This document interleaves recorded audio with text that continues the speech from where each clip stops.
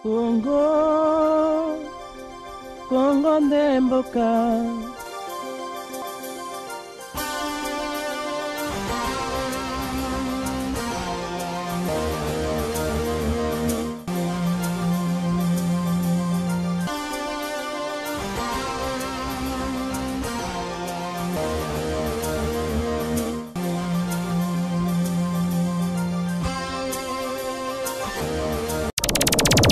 Télévision, la chaîne de la diaspora congolaise.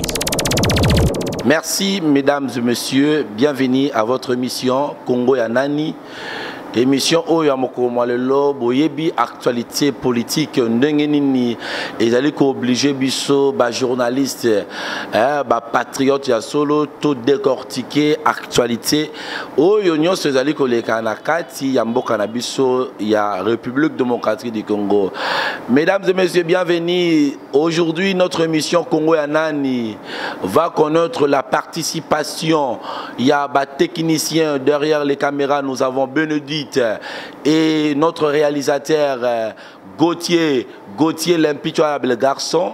Et sur notre plateau, dans notre plateau, Tozaï a invité mon nene Obinobo Yebi, Obisoto Yebi, Monsieur Saint-Thomas, analyste politique et journaliste patriote. Madame Saint-Thomas, Mbote. Non, madame François, et puis on a profité de la paix, ça n'a pas téléspectateur, il y a Éco Dynamique. Il y a Congo ya Nani surtout ça fait un bail on a sauté dans le plateau merci encore une fois les lots bamoni subiso donc tu peux dire on belé Bamon a sauté parce que fallait tout quitter na terrain ngaina yo poto sala musala oyebi musala otosalaka. Merci, c'est parti avec notre 40 minutes durant cette émission pour décortiquer politique tellement le qui est belé beau supporter boyebi Saint-Thomas Lobaka asala raba analyse à solo. Aujourd'hui to kolobela makambo ya affaire ya Kamwenasa pour premier procès oyo efongwamaki na ville province à Kinshasa balakisi biso ba milus ya Kamwenasa pour raison mususu efongwamaki na Kinshasa boyebi ba attaque oyo ba attaquaki prison centrale à Makala marché central ya Zando ba attaquer maison communale ya Kalamu ba attaquer poste de la police de la Liboso à 10e mairie. Tous ces attaques là pourquoi pas parquet à Matete ba lobby ba milus ya Kamwenasa punde ba attaquer ango Togolobela moko malelo Ndengenini Babotoli Jean-Marc Kabundu Akabundi, secrétaire général, il y a eu de pèse par passeport na aéroport international Landili Baboya voyager pourquoi et à Togolobela mobilisation il y a le 30 novembre Oyo Félix Antoine Tshisekedi a Bengi peuple congolais sont Babi Malibanda. Pourquoi pas motion de défiance contre le Premier ministre Bruno Tshibala. C'est parti, moi Mboka Saint-Thomas, affaire Kamwena Sapou, procès Fongwami, accusé, présumé responsable et bataille qui a vu le province de Kinshasa.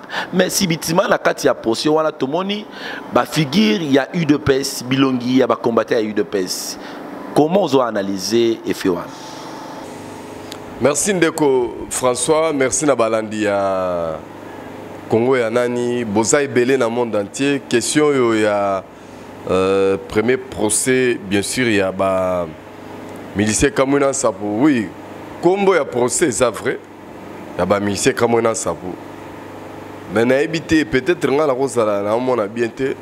Bilongi na mona za ba Kamwena Sapou. Te pour moni na rappel la bande ko belo balanda biso ke je suis parmi bateaux bazar na difficulté pour s'attaquer na bafé sans que na bandela la cause. Et puis bandeko ba diriger biso ba mona biso ba tchaka biso ta na barra ya ba kizengi te.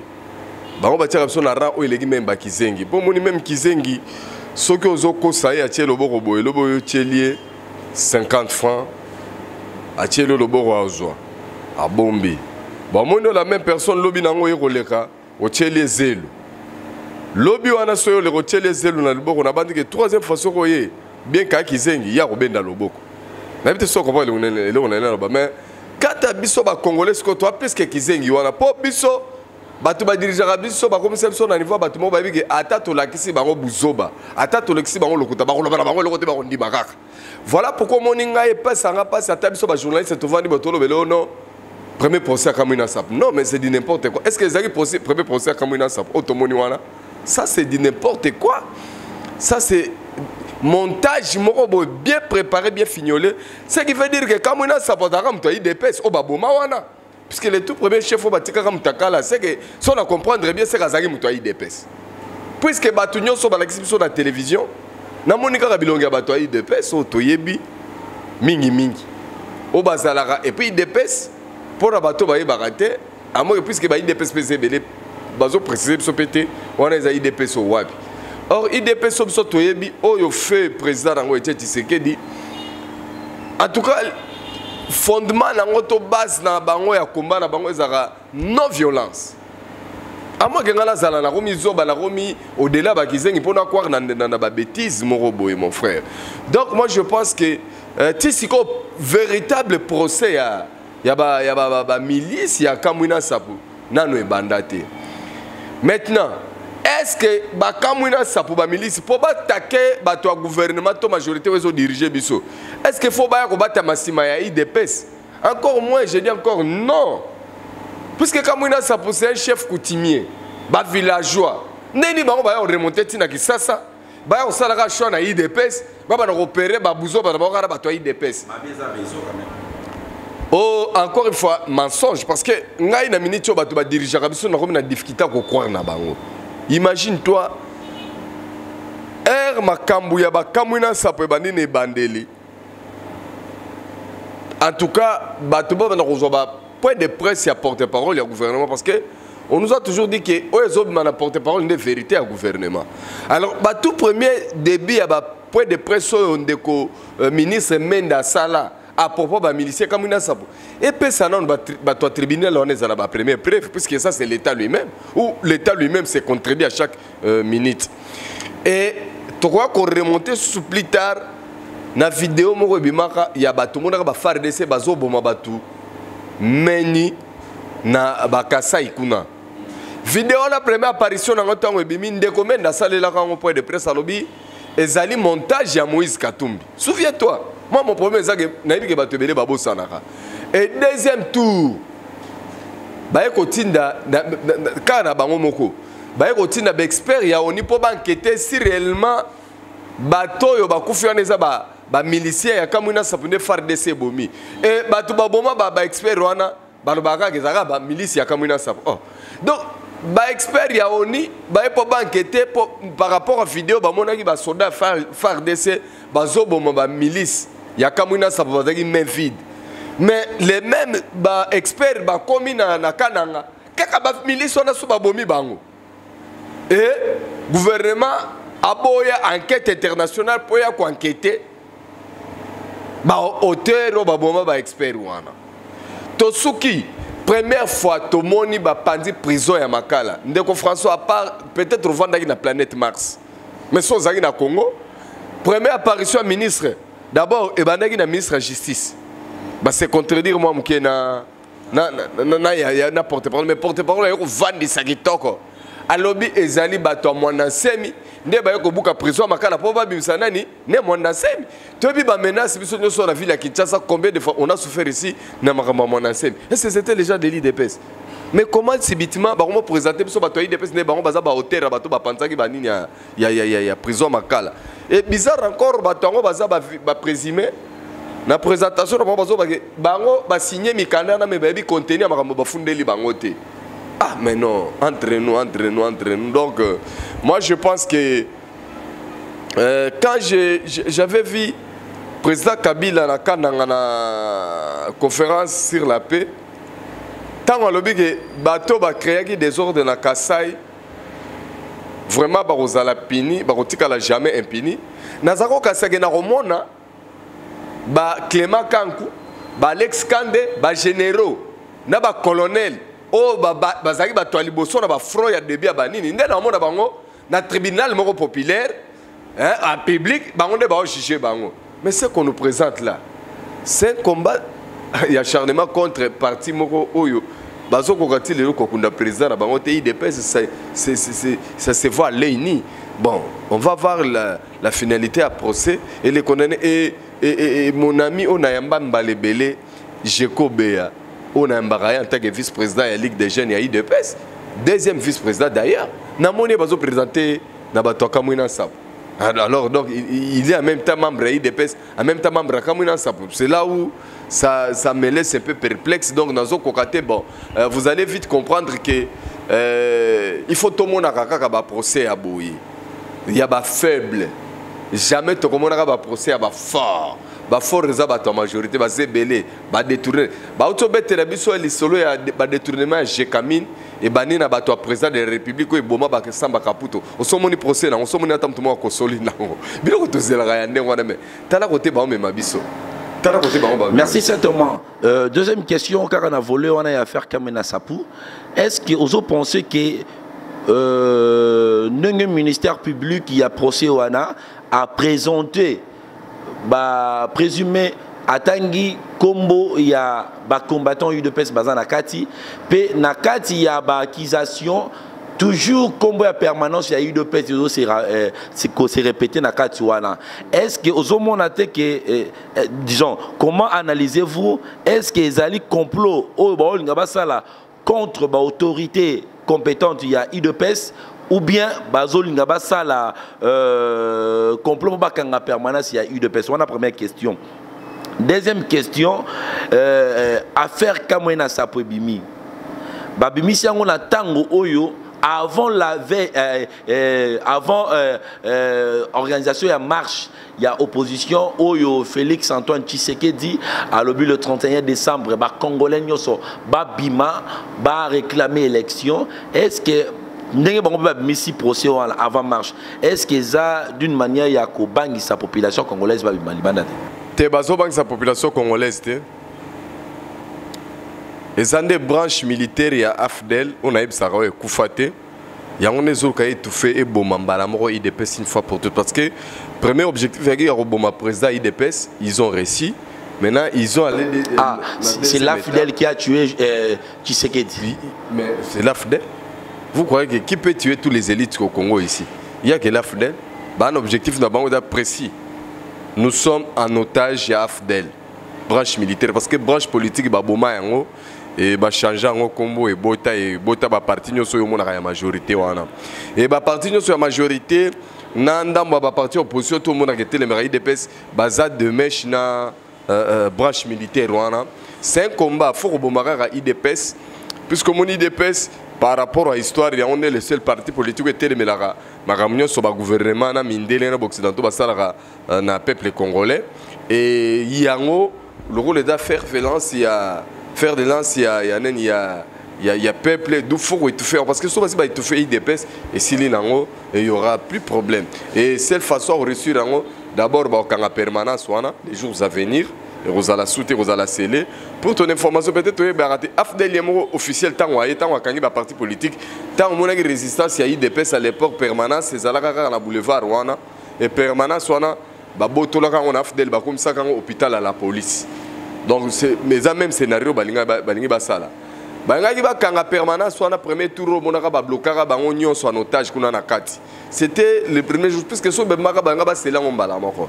Maintenant on est en train de chercher comment réussir. Mais c'est qu'il est au moins paradoxe d'observateur averti.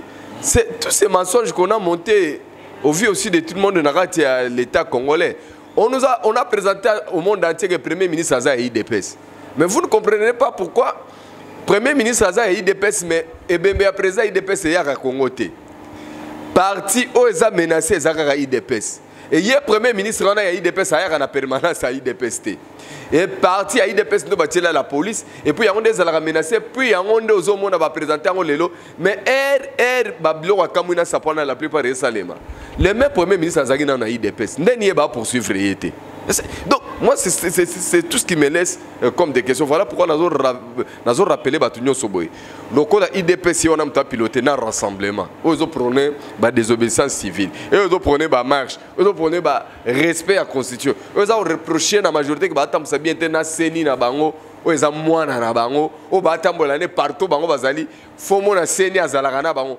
Donc alors vous allez vite comprendre qu'on est dans une marmite qui ne dit pas son nom, mais on est tous obligés d'être cuits afin d'être mangés par l'AFDEL. Parce que finalité nango AFDEL va nous manger parce que AFDEL aza na ba garantie na total na ba parrain na ezali Kagame Museveni na ba républicain na États-Unis oyo baza ba parrain ya tout power et ils ont un programme un canevas bien planifié bien peaufiné et Eza na kati ya réussir, puis ça va réussir. Voilà. Est-ce que Eza na kati ya réussir et ça va réussir?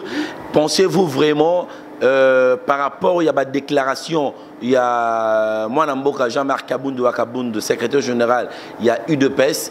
Pensez-vous vraiment qu'aujourd'hui la fidèle comme Ozobenga Yango, Eza capable, Eza na nguya makasi ya ko étouffer Jean-Marc Kabundu Wakabundu ya ko kangai? Non seulement AFDEL est étouffé, Jean-Marc Kabunda Kaboun, mais AFDEL est la capacité, la force, et tout fait Jean-Pierre Bemba Lelo à la prison, et tout fait démocratie na Congo est à la raté, et tout fait la démarche à l'Union Sobaya pour reprendre pour que la démocratie est à la peine à solo et tout fait et je ne vois pas comment AFDEL et quoi étouffé Jean-Marc Kabund. Tu veux me dire qu'aujourd'hui que Jean-Marc Kabund pèse plus que Tshisekedi? Mais il est étouffé, il est mort même. Ils ont étouffé le monde de Simba et consorts. Donc il faut féliciter quand même AFDEL côté technique. Il y a Osala Moussala. Je pense bien que ce sont des gens qui ont eu beaucoup de temps avant d'attaquer RDC. Réfléchissant sur tous les plans, ils savent comment manipuler. Et l'élite congolaise et les intellectuels. Et à tous les niveaux. Vous savez que nous, dans notre pays, nous avons des grands professeurs, des éminents, nous avons des intellectuels qui ont beaucoup étudié. Oh, les loba diplôme na bango, ils ont servir na rien, mais ils ont batangate, ils ont sakana na bango. Et batangate, ils ont dirigé bango, mais maintenant ils ont sakana na professeur d'élite. D'abord, ils ont étouffé même l'éducation. Vous voyez maintenant, tous les catégories, les licenciés, les gradués, les namboka, ces derniers temps. Donc justement, ces gens-là se sont très bien préparés pour na Congo foko kuboma Congo na ba domaine nyonso et lelo soki na kolo ba Congo tout quelqu'un na toujours exceller na sport je félicite quand même Mazembe ndenge juste trophée mususu c'est le côté autoza bien et puis faut mon club moko pour ba club mswane za na étouffement même Léopard na étouffement il y a AFDEL. Merci mesdames et messieurs tozo continuer na émission na Mino Congo ya nani a un espace auto lobelaka actualité nyonso biloko nyonso ezoleka na République démocratique du Congo. Si vous avez besoin de participer à cette émission, n'hésitez pas de nous appeler. Na numéro na biso eza affiché na ya écran na yo. C'est moment interdiction il y a Jean-Marc Kabund Wakabund à voyager. Est-ce que constitution na biso mibe kolikondi amboka est-ce que ezali kopekisa opposant babimate basala disons circulation na bango ndenge balingite est-ce que pouvoir au régime en place et ça une autorisation il y a que contrôler opposant so bangi basala déplacement. Merci beaucoup pour la question. On répondre rapidement avec force que ndeko to sal na obe monsieur Belé blom suzu tu na répondant yango constitution na biso eza pona bato ba bazanga minduki na ba civil. Il faut que nous recourir à la constitution quand il y a un problème. Mais chez les militaires, il y a la constitution na bisoté. Je t'ai toujours dit que on va agir à travers ordre. Basi ordre que bobo te la Jean-Marc Kabund passeport, ça n'a rien à voir avec la constitution. Constitution le bas que ça la marche est libre. Et ça garantit la constitution, il faut juste informer. Mais on a l'ordre de pas gouverneur qui marche comme ça les matins et ça relève vite na service à sécurité et on va la constitution or on tout fallait que bazala en dessous de la constitution moment on bazala au dessus de la constitution alors bande ko ba diriger biso AFDEL en particulier ba disposition constitution ba ka otangi la on est ba opposant na ba faible oyo bango ba monela pona ko sakana na bango mais biloko eza ko sataka pe na eza ko sataka pe na bango bato ba diriger biso na ba article mingi ya constitution bango ba yebi yango te et surtout na armée na la police yo moni bande ko na ba ko samisa bango na procès ce sont tous des civils Mais vous avez vu, ça va militaire. Mais quand même, Batouana peut bazana kata Fidel Batanga. Mais comment bazo quoi Fidel Batanga? Prenons par exemple le professeur Movaka Sakanya, secrétaire général avait perdu les uns les autres consorts. D'autres ça n'a pas comprendre très mal. Tu me cites des civils, je te dis les militaires Afdel côté politique et Koufa. Bah civil hein. Bah longola bango na Afdel, bah créer là bango bah combat bah parti mo faut bah évoluer.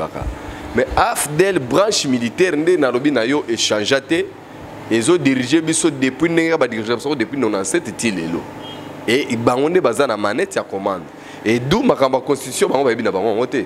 Mais la constitution c'est pour les Congolais, mais dans l'armée Afdel il y a pas que des Congolais là-bas. C'est pourquoi beaucoup de choses ils ont la cohérence pendate. Mais il y a beaucoup de divergences à propos. Voilà pourquoi il y a trop de contradictions. Ce qu'on entend à Congo n'est fonctionnera, nous se rendre compte que les militaires raisonnent autrement et les civils raisonnent autrement, ça dit tout. Donc, ici vous avez l'idéologie militaire et Afdel va marcher selon ligne de conduite na bango les sols et les sous-sols la partie à l'Afdel. D'où mboka o ezande ya ba militaire na ba soldat, na ba policier. Nde ba Colombo. Biso ce qu'on va tout tikelo za ba sujet na bango.